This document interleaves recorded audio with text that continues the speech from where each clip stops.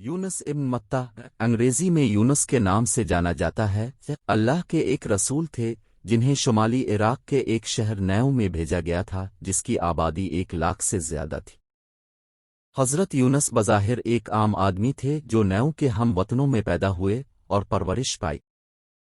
New کا عروج والا شہر طویل عرصے سے اللہ کے پیغام کو بھول چکا تھا اور بت پرستی اور گناہوں سے بھرا شہر بن گیا تھا۔ اللہ تعالیٰ نے حضرت یونس کو بھیجا جو ان کے درمیان پیدا ہوئے تھے، انہیں اپنے راستے یعنی روشنی کے راستے کی طرف رہنمائی کے لیے رسول بنا کر بھیجا تھا۔ حضرت یونس علیہ السلام فوراً اپنے رب کی خواہش کو پورا کرنے کے لیے نکلے اور اپنی قوم کو اللہ کی طرف رجوع کرنے اور بت پرستی سے بچنے کی دعوت دی۔ لیکن نیو کے لوگوں نے یونس کو رد کر دیا، جس طرح بہت سی قوموں نے ان سے پہلے کے نبیوں اور رسولوں کو رد کیا تھا۔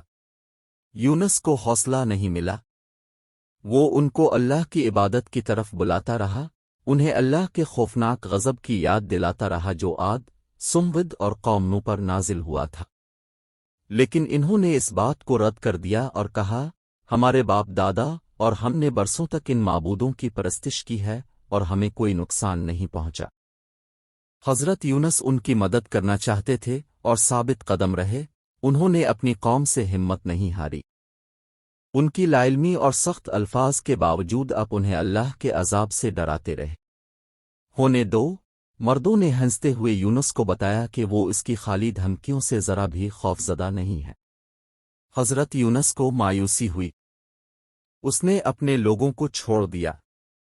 اللہ کی اجازت کے بغیر اس نے نیو شہر کو اس امید پر چھوڑنے کا فیصلہ کیا کہ کہیں دور کوئی ایسی جماعت مل جائے جو اسے قبول کرے اور اسلام میں داخل ہو جائے۔ نینوا کا پرسکون آسمان جلد ہی غصے سے سرخ ہو گیا جو اللہ کے غضب کو تھوکنے کی تیاری کر رہا تھا۔ مرد، عورتیں اور بچے خوف سے بھرے دلوں کے ساتھ پہاڑ کی چوٹیوں پر اپنے اوپر آسمان کی لڑائی دیکھ رہے تھے۔ انہیں جلد ہی یونس کا اللہ کے عذاب کی تنبیہ یاد آ گئی اور وہ عاد، سمود اور قوم نوح کی مصیبت سے ڈر گئے۔ نئے ایمان کے ساتھ وہ گھٹنوں کے بل گر پڑے، ہاتھ پھیلا کر اللہ سے معافی اور رحمت کی بھیک مانگنے لگے۔ سچی توبہ کے اس مظاہرے سے متاثر ہو کر اللہ تعالیٰ نے اپنے عذاب کو اٹھا لیا، اپنی رعایا کو معاف کر دیا اور ان پر اپنی رحمتیں نازل فرمائیں۔ جیسے ہی آسمان صاف ہوا، لوگوں نے اپنے پیارے نبی یونس علیہ السلام کی بحفاظت واپسی کے لیے دعا کی تاکہ وہ انہیں اللہ کے راستے پر چلا سکیں۔ اسی دوران حضرت یونس علیہ السلام جو نیو سے نکلے تھے، ایک چھوٹے سے مسافر بردار بحری جہاز میں اس نیت سے سوار ہوئے تھے کہ وہ اپنی قوم سے زیادہ دور سفر کرے۔ جہاز دن کے وقت پرسکون پانیوں سے گزرتا تھا، لیکن جیسے ہی رات ختم ہوئی، ایک طوفان نے جہاز کو وحشیانہ طریقے سے ہلا کر رکھ دیا۔ جہاز کا عملہ اور مسافر اپنی جانوں کے لیے خوفزدہ ہونے لگے کیونکہ سمندر کا پانی آہستہ آہستہ ڈیک میں بھرنے لگا اور جہاز کو آہستہ آہستہ ڈوبنے لگا۔ جیسے ہی طوفان رات بھر جاری رہا، جہاز کے کپتان نے اپنے آدمیوں کو حکم دیا کہ وہ سامان اور دیگر تمام اضافی بوجھ کو باہر پھینک دیں تاکہ جہاز کا بوجھ ہلکا ہو۔ جیسا کہ ہدایت کی گئی، عملے نے جہاز کا اضافی بوجھ باہر پھینک دیا، لیکن جہاز ڈوبتا چلا گیا کیونکہ یہ ابھی بھی بہت بھاری تھا۔ کیپٹن کے پاس کوئی چارہ نہیں بچا تھا، اگر وہ اپنے عملے اور مسافروں کی جان بچانا چاہتا تو اسے ایک آدمی کی جان قربان کرنی پڑی۔ جیسا کہ اس زمانے میں مردوں میں ایک عام رواج تھا، کپتان نے قرعہ اندازی کرنے کا فیصلہ کیا تاکہ قربانی کے لیے مسافر کا انتخاب کیا جائے۔ قرعہ اندازی کی گئی اور حضرت یونس کا نام چنا گیا۔ وہ لوگ جانتے تھے کہ یونس ایک جوان، نیک، ایماندار اور بابرکت آدمی تھا، اس لیے انہوں نے اسے نکالنے سے انکار کر دیا اور دوبارہ قرعہ ڈالنے پر رضامند ہو گئے۔ چنانچہ قرعہ ڈالا گیا اور یونس کا نام دوبارہ سامنے آیا۔ مردوں نے یونس کو پھینکنے سے انکار کر دیا اور کہا، ہم یونس سے جان چھڑانے والے نہیں ہیں، وہ کشتی پر ہماری برکت ہے، وہ بہترین آدمی ہے جو ہمارے پاس کشتی پر ہے، ہم اس سے جان چھڑانے والے نہیں ہیں۔ چنانچہ انہوں نے تیسری بار قرعہ ڈالا اور یونس کا نام پھر سامنے آیا۔ لوگ حیران رہ گئے، لیکن حضرت یونس جانتے تھے کہ یہ اللہ کا فیصلہ ہے، کیونکہ انہوں نے اپنے رب کی رضامندی کے بغیر اپنی قوم کو چھوڑ دیا تھا۔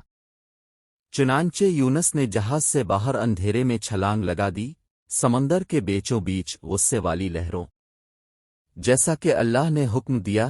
سمندر کی سب سے بڑی وہیل نے یونس علیہ السلام کو پانی سے ٹکراتے ہی نگل لیا۔ یونس، جو بے ہوش تھا، بیدار ہوا کہ اپنے آپ کو اندھیرے میں لپٹا ہوا پایا۔ اسے یقین تھا کہ وہ اپنی قبر میں ہے، لیکن جیسے ہی اس کے حواس بیدار ہوئے تو اسے معلوم ہوا کہ وہ اپنی قبر میں نہیں بلکہ ایک بڑی مچھلی کے پیٹ میں ہے۔ وہیل کے پیٹ کی گہرائی میں حضرت یونس علیہ السلام نے اللہ کو سجدہ کیا اور کہا، اے اللہ، میں تجھے ایسی جگہ سجدہ کر رہا ہوں جہاں سے پہلے کسی نے تجھے سجدہ نہیں کیا، مچھلی کے پیٹ میں۔ پھر اس نے اللہ کو پکارتے ہوئے کہا کہ تیرے سوا کوئی عبادت کا حقدار نہیں، تسبیح ہو اب، بے شک میں ظالموں میں سے ہو گیا ہوں۔ گہرے سمندر کی مخلوق نے حضرت یونس علیہ السلام کی دعائیں سنی اور اللہ کی حمد و ثنا کے جشن میں شامل ہونے کے لیے وہیل مچھلی کے گرد جمع ہو گئے۔ یونس علیہ السلام کی توبہ سے اللہ رحمن بہت متاثر ہوا۔ اس نے وہیل کو حکم دیا کہ وہ اپنے رسول کو قریب ترین ساحل پر تھوک دے۔ وہیل نے اللہ کے حکم کی تعمیل کی اور قریب ترین ساحل پر تیر کر یونس علیہ السلام کو باہر نکال دیا۔ وہیل کے پیٹ میں تیزاب کی وجہ سے یونس کا جسم سوجن تھا، اسے سورج اور ہوا سے کوئی حفاظت نہیں تھی، اس لیے اللہ تعالیٰ نے حضرت یونس علیہ السلام کے اوپر ایک درخت اگانے کا حکم دیا تاکہ اسے کھانا اور سایہ مل سکے۔ اللہ نے اسے معاف کر دیا اور اسے بتایا کہ اگر اس کی مخلصانہ دعا نہ ہوتی تو یونس قیامت تک وہیل کے پیٹ میں رہتا۔ جب یونس مکمل طور پر صحت یاب ہو گئے تو انہوں نے اپنا مشن مکمل کرنے کے لیے واپس نینوی کا سفر کیا۔ اپنے آبائی شہر پہنچ کر یونس حیران رہ گئے، نیو کی پوری آبادی اسلام قبول کر چکی تھی اور ان کی آمد کا انتظار کر رہی تھی۔ یونس نے اپنی قوم کے ساتھ مل کر اپنے رب کو سجدہ کیا اور اس کی تمام نعمتوں کا شکریہ ادا کیا۔